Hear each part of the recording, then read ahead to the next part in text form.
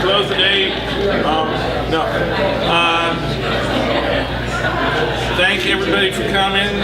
Thanks. You know, it's always a pleasure to have everybody here at Malvern Books, and I am really, dare I say, stoked to have the first Everything is Bigger back here at Malvern Books this year. It's really exciting to have this series put on my collar back here at the store, and we really can't wait to get it going. So without further ado, thanks for coming, and here's Tyler Gobble.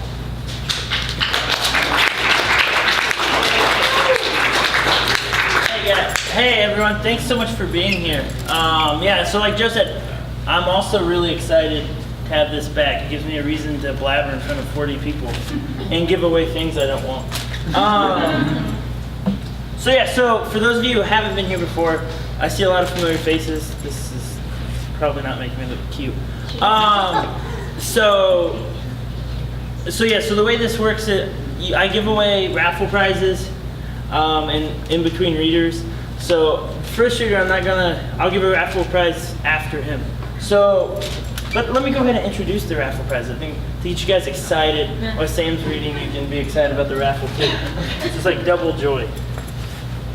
All right, so I started a tradition last May where I started making a Everything is Bigger tank top every time, except this one. I don't know what happened, but there's a hole in it.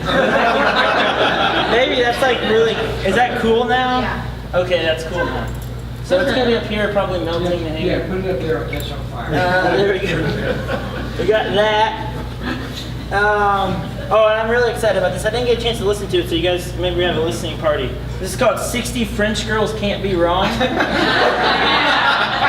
And here's my favorite snippet. What makes these renditions all the more astounding is the fact that the entire assemblage consists of some word I can't pronounce in French, between the ages of 13 and 16.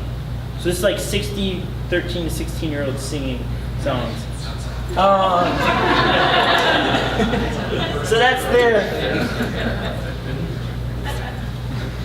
Then I had to get this out of the way because I didn't want the year to run out. But this is Sexiest Cowboys 2014. So we got like a good couple months to go there. I told my mom not to buy me that for Christmas. Something halfway useful I had to throw in there every once in a while. This cool mug, I'm not going to say anything about that. It's boring. And then House Season 4. Season 3, I'm sorry. Season 3, that changes it. I'm going to put this somewhere too. There we go. Alright, but so suspense is building. That's what those tickets I was making you tear in half for me were. So keep a hold of that. So we have 4 readers tonight. 4 amazing readers that I'm so excited and honored to have here. And also, you'll notice that bios, the way I do them, are a little different because I tell the whole truth. Okay, so our first reader is Sam Sax. And despite devoting years to creating the world's biggest sock mosaic, our first reader, Sam Sax, found the energy and time to become the 2-time Bay Area Unified Grand Slam champion and the 2-time Oakland Grand Slam champion. While collecting over 12,000 socks to construct his mosaic, he also authored 2 chapbooks, A Guide to Undressing Your Monsters from Button Poetry in 2014, which is available back there, and the forthcoming Sad Boy / Detective, which won the 2014 Black Lawrence Chapbook Prize. He's now a fellow at the Mishner Center for Writers, and he's the associate poetry editor this year for Bat City Review. And Sam receives letters daily from his fans, both sock mosaic enthusiasts and poetry lovers. Let's hear it for Sam Sax.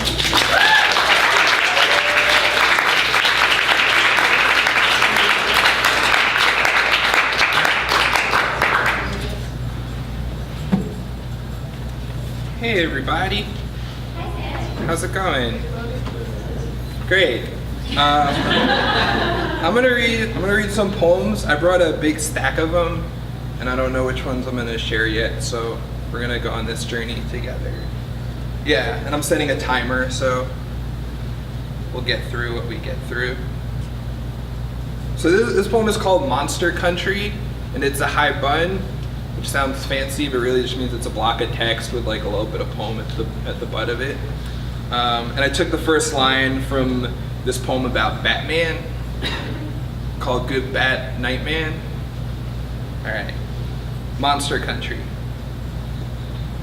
God bless all policemen and their splintering nightsticks splintering, and Lord have mercy on their souls.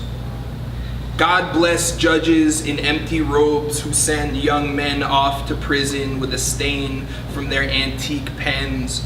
God bless all the king's monsters and all the king's men. God bless the sentence and its inevitable conclusion. God bless the predators, curators of small sufferings. God bless the carpet that ate $100 of Chris's cocaine.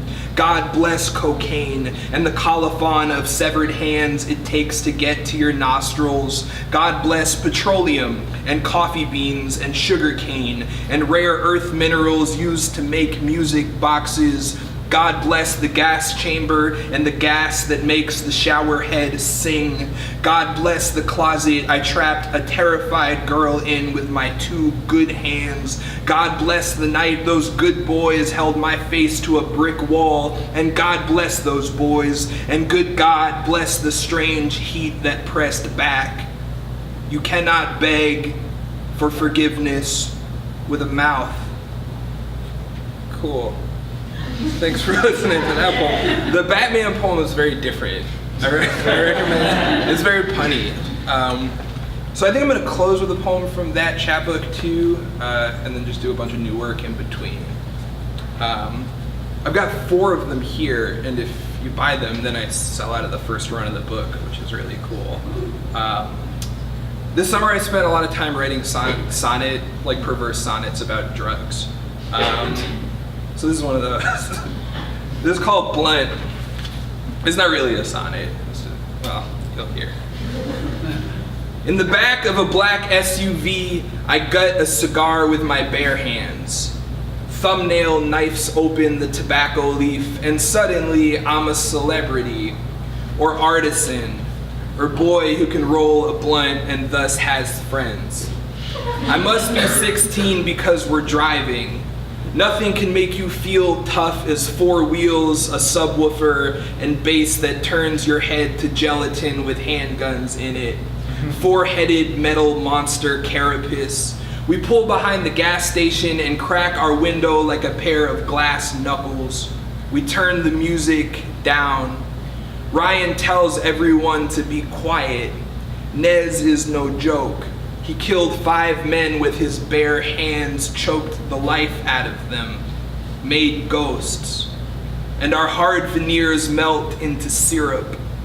He slips a 20 and a few words through the open gap, gets our stepped-on bag of sour diesel. When we're far enough away, we fix our faces, make them ugly again. No longer boys, rather a pestilence. I perform the ritual, break the leaf, dress it in its brown funeral gown, feed it fire.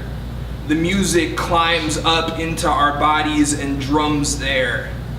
No one hears as I make a sound like an arm reaching out across a great expanse of water toward land. Oh, what I'd give to use my hands like that, to lay them on a boy's throat, to make him open, to fill him with smoke. Yeah, rolling blunts. This poem's about Xanax.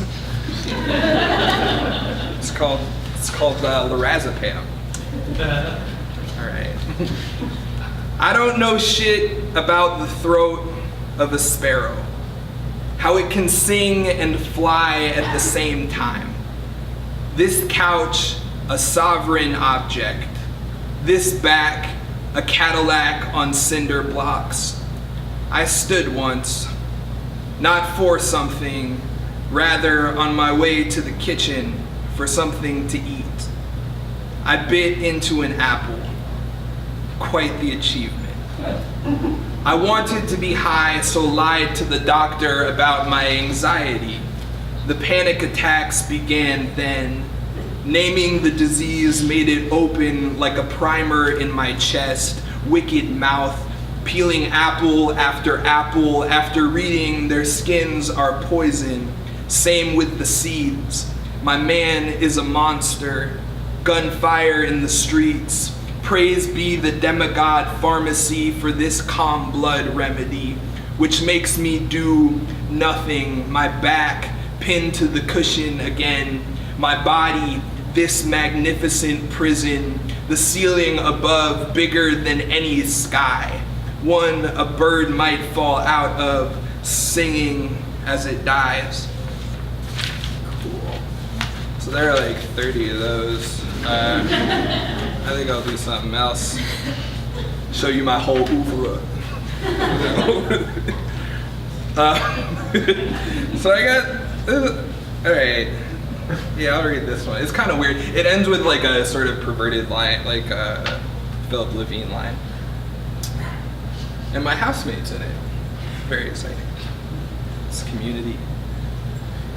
I came home to Paul Newman, young and alive, on my television.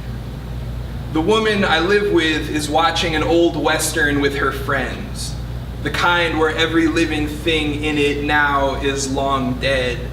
The teen heartthrob, the smack-talking grandma, the Hollywood cattle, their thespian calves, dead. Would you do Paul Newman, I ask? Is that even a question? Each replies, laughing, admiring how well the character fits in his professionally tailored jeans. All his good deeds and charity still somewhere ahead of him. All his kind age and salad dressings. It's a strange thing wanting to fuck a dead man. The aged pinups abandoned in lockers in abandoned factories. The stills of soap white torsos in leather jackets left on cutting room floors. All our parents and their parents before who panted and cantered and pulled each other's hair. Recently, just before orgasm, I see my first lover. Not how he is now, of course, in a suit, in a coffin, in the ground, skin drying out around his fingernails and hair, stone planted above his head that reads his good dead name, but rather as he was then, impossibly young and illuminated, all his life ahead of him, all his skin opening under my hands, all his wet mouth let out a bright beam of white projector light. Give me back those nights in pictures. Give him back to me burned into film, splayed across the brilliant marquee of my carpet. It's a strange thing, wanting to fuck a dead man, or wanting a man, or wanting the dead back. Give me back my lover, hard and furious and living with a curse for God, with a God on his tongue. Cool. All right, let me just blow through some more poems. So there was like a couple months where all I could write about was Ferguson, and this isn't really about it, but it's like the only one that's like presentable for a listening public that isn't terrible. Okay, this poem is called Story Arc. It's in pleasing short couplets. I was also listening to Moby Dick when I wrote it, so there's like some weird Moby Dick stuff. I'll tell you about it later. Here is the hero, and here is the harpooner. Both wield spears, both peer into water, both pierce its glass face and pull animals out to be burned down to their oils or scrimshawed into a newer shape. They're different only in name, only in how blame can be leveled after the animal is dead. Nero appears in a saurian mask, clears his throat, and Rome burns. washes his hands, and Rome burns, and Rome burns. Some say he lit women ablaze as a source of light for his garden.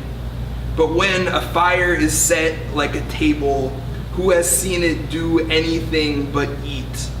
Who has seen Missouri reduced to ash while a policeman washes his hands? The villain is an office to be filled. Someone must wear the lizard mask. Someone must spill children. Adjust the appearance of rust on this collective unconscious, the lace filigree used as a gag.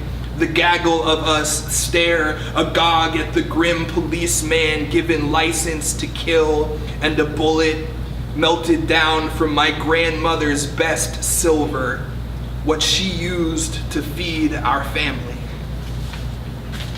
Cool. How are you? Yeah, thanks. How are you guys doing out there? Swell. Thanks for listening to my poems. I'm so excited to hear everyone who else is reading, and thanks Tyler for inviting me to read here. Do I get a discount on some of them books? We'll see. All right, here are a couple poems about unprotected sex. So this first poem is called Risk. How harrowing the paradox of latex. On one hand, the paragon of intimacy, on the other, a glove. Like a father loved more in his absence, my paramour, my minotaur, my matador flashing his red sword. Dear condemnation, I have read all the commentaries of Raw, how the forbidden fruit grows less sweet the more you gorge on it. I have seen the formal debates where two gaping wounds stand behind podiums and reach into each other's mouths. Discourse is its own form of pleasure. Pleasure at its most broken down, a series of shapes. Ethnographies bleed from the ivory tower, the tower made of animal teeth. The distance between theory and practice is a slick laceration. It's right there in the name. Unprotected, to be laid out before the animal in him, to be defenseless and deforested. Perhaps it's worked out better in myth.